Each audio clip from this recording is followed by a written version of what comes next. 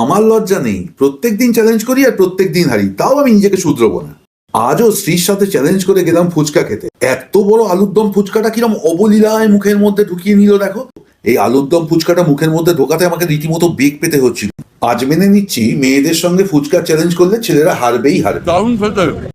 এতক্ষণে নিশ্চয়ই তোমরা বুঝেই গেছো আমরা আজকে কোথায় গিয়েছিলাম ফুচকা খেতে। আজকে গিয়েছিলাম রাজেন্দ্র ফুচকাতে। যদিও আমাদের নতুন করে এদের বলার কিছু নেই, এরা যথেষ্ট ফেমাস, এদের ফুচকা ভীষণভাবে বিখ্যাত। এটা হচ্ছে ওদের দই ফুচকা, যেটার দাম 50 টাকা পড়েছিল এবং খেতে জাস্ট ওয়াও ছিল। ইউটিউবে যে কমেন্ট করেছো না রাশিয়ান বৌদি, তো আমি তাকে প্রচুর ধন্যবাদ জানাচ্ছি।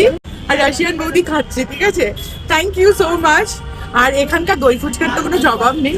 ফুচকার প্রতি মেয়েদের যে অগাধ ভালোবাসা, এদের হাঁ করা দেখলে বোঝা যায়। এত বড় হাঁ করে খাচ্ছে যেন ওটা ফুচকা নয়, পৃথিবী। এটার মধ্যে টক আর মিষ্টি দুটোই দেয়া আছে। আই লাভ ইট। স্ত্রীর ফুচকা খাওয়া দেখছিলাম আর মনে মনে ভাবছিলাম আর জীবনে ওর সঙ্গে চ্যালেঞ্জ করবো না বাবা।